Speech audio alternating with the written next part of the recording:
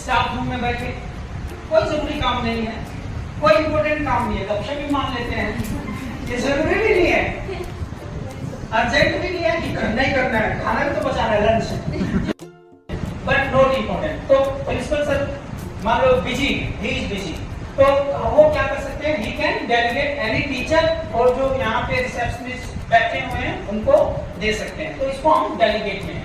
तो पहला क्या हुआ, डू इट नाउ, वो क्या होगा, अर्जेंट भी है, इम्पोर्टेंट भी है। दूसरा क्या था, नॉट अर्जेंट बट इम्पोर्टेंट, उसके लिए हम क्या करेंगे, प्लानिंग कर लेंगे। And third one is urgent but not important, तो इसके लिए हम क्या करेंगे, delegate will assign some other person to do that task. And the fourth quadrant, that is not urgent, not important.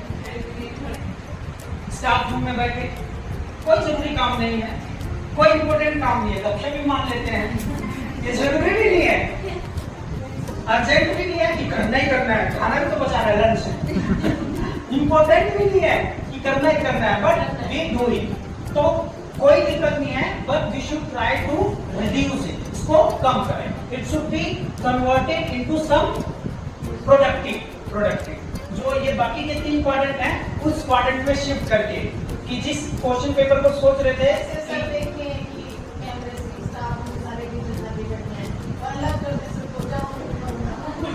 ऐसे नहीं हो सकता है।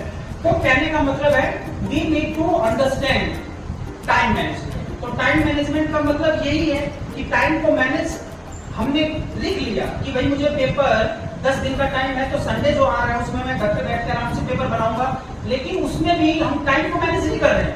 टाइम संडे अपने हिसाब से आएगा। आप चाहेंगे कि मंगलवार के बाद संडे आ जाए, वो नहीं आएगा, वो उसी दिन आएगा।